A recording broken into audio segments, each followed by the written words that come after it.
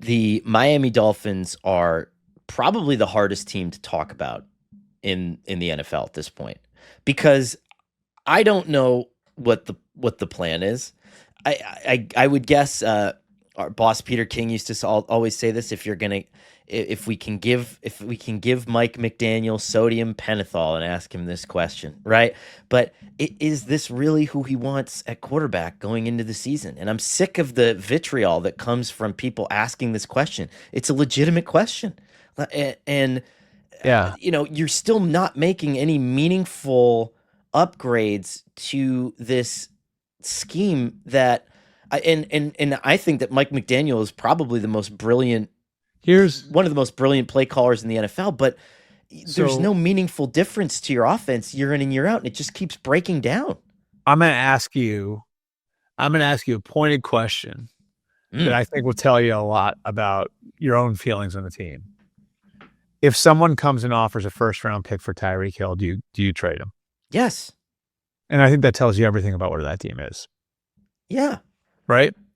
Like I just think I feel like they've gotten to the point now where it's just I think we know what they are with this core of players, and I think they've subtly started to tell us, in peeling off some pieces, that they need to reset, and it's time for them to kind of rebuild in some areas. I think we all assume Jalen Ramsey probably won't be on the team in September. Obviously Jalen Phillips has been hurt. Where do you Jalen get Ramsey's certainly assuming it. He's Yeah. already said goodbye to the franchise, which is a tough move, Yeah, I mean, where are you at with Bradley Chubb? I think obviously like Chop Robinson is the future with the edge guys that they've invested a lot in those positions, and the older two guys have been really beat up. Teron Armstead is gone, and you're rolling the dice with a second round pick and Patrick Paul at that position. This feels like they're subtly, maybe even not so subtly, like resetting. And so like I think for them, like with me, the Dolphins fans aren't going to like to hear this, but for me, like I think like feeling good about this team is almost doesn't tie to wins and losses. It almost ties more to how do you feel about the young players on your team as a group to build around. And so it's like I look at the guys that will be there in 2 years. Like I think this is usually the way you want to think about it when a team's in this spot. It's like how many of these players are going to be there in 2027? Jalen Waddle, Chop Robinson, and Kenneth Grant's their first round picks this year. So you assume he's going to be there. How many other guys do you look at on that team and you say, yeah, like that guy's going to be there in 2 years? I think if I'm a Dolphins fan, and so just so everyone knows, I do read the comments on our YouTube channel, and I'm not going to say the verb that Albert and I are accused of doing to Mike McDaniel. I'm not going to say it. It's gross. I love Mike McDaniel. I think he's a really, really good head coach. I do too. No, I'm not going to, like, there's no addendum to that. I think he's a really good head coach. Period. So if you're making this us against McDaniel, you're probably barking up the wrong tree. No. We're accused of being too pro McDaniel to the point where my Dolphins fans? By Dolphins fans, to the point that we're maybe not Dolphins fans, but maybe just people on YouTube. We're underrating the roster. I don't know, but whatever it is, we're accused of doing something to Mike McDaniel via the YouTube comments that I wouldn't do. But I'm just saying, I'm not going to do it. I see what you're saying. You know what I'm saying? Yeah. And so if this is your belief, then maybe best to skip ahead for 5 minutes. But if I'm a Dolphins fan, I come out of this year happy because again, Mike McDaniel's extended through the 28th season, and either Chris Greer has a come to Jesus moment here, or McDaniel gets to pick someone who's going to be more of a funnel to the kind of personnel that he likes on the roster, and that includes the quarterback position. Like, I think that McDaniel needs his own John Lynch in this scenario, right? And he kind of needs everybody rowing in the same direction in a personnel sense for that. Yeah, I think it's you have to evaluate all of that. You have to evaluate, are we like in the time that McDaniel's been here, are we putting enough players that fit what he wants on the roster, and is the synergy where it needs to be? And is And Chris Greer really serving the coaching staff that way? I think that's a fair and open question. That's why there have been rumors about his own job security over the last couple of years. let me ask it this way, right? Okay. Yeah. He has been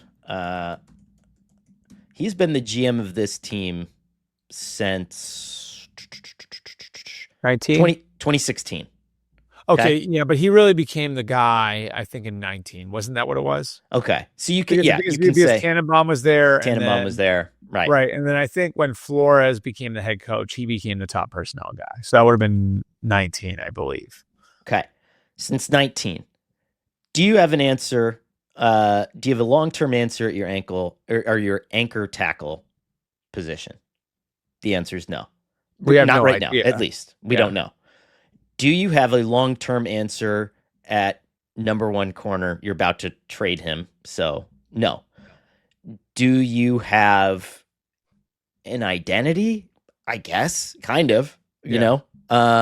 You do have a number one receiver who he drafted in Jalen Waddle long term.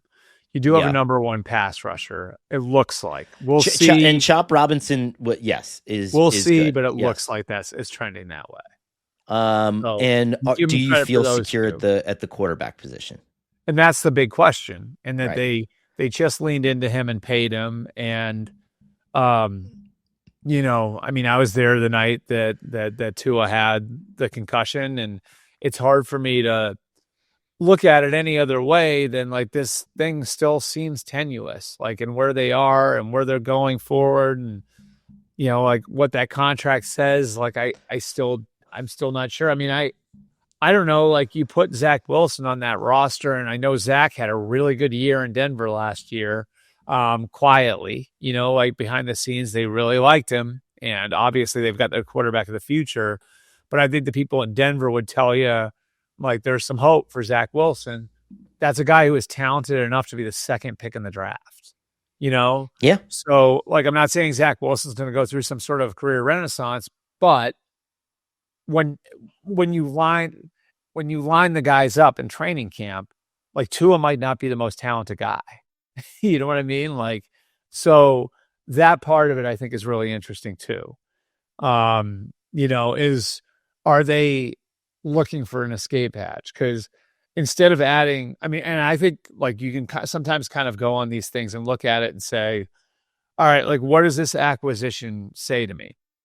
And they could have put someone in that room with Tua as like a resource to him, like the Josh McCown type. And I don't know who that would have been, but they could have found somebody to put in that room. Case Keenum, you know? Right. Like Case Keenum to me is like he's the guy who you look at and say, like, yeah, like you put him in the room and then you're giving your young quarterback a chance to continue to study and to work with your guys, you know, even off hours. You know what I mean? Like, can you find like, and instead of doing that, they put a guy who's trying to save his career, who's really talented in the room with him. Right. You know? I don't know. I look at little things like that, and I think that's at least very interesting to me, you know? It's hard because if you're like, if we're there, and again, okay, so they have, let's see what the high pick on the offensive line does from 2024. You know, you have Patrick Paul, like let's give him a little bit of room. You have a right guard that you took in the second round of the 25 draft. You clearly are trying to get more physical. You know, you take Kenneth Grant in the first round here. Is that enough, right? Is that enough to at least get you to the point where, because again, I you know, Dolphins fans were frustrated about 9-8, 9-8, 9-8, 8-9. I would take 9-8 in a heartbeat for this team this year. I mean, that would represent a resounding success for me. Yeah. Yeah. And that's why I'm saying, like, I don't think, I mean, I don't think like looking at it and like their schedule is relatively manageable, I would say. Like you do have a chance to build up a little bit of momentum there. But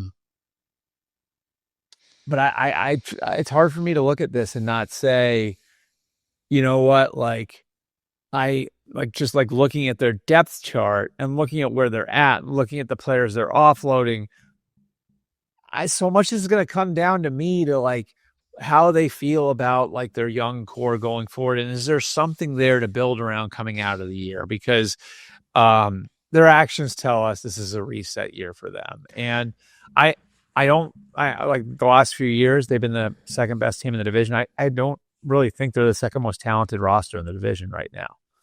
Yeah, I mean, God, if they come out of this year and this is going to sound insane, but if they win 4 games, like, okay, so let me ask you this: if you're a Dolphins fan, would you rather 9-8 or 8-9 again this year? Maybe you make the playoffs, maybe you don't make the playoffs. You're still not sure about the quarterback position.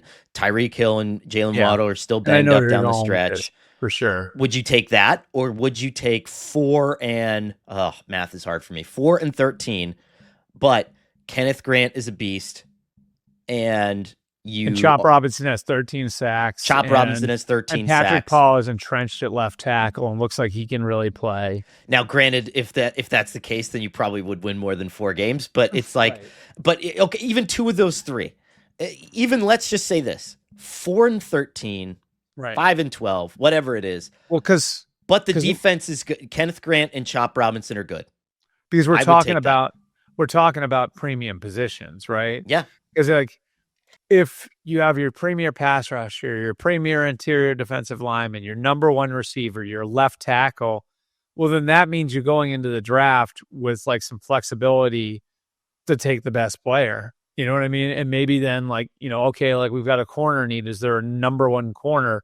We're freed up to take that guy because we've got these other positions taken care of. Yeah. I mean, it sucks for a fan base to have to swallow that. Like, I'm going to go into the season rooting for my team, but really this is more about like what it looks like in 27 and 28, but it sort of feels like that's where they're at.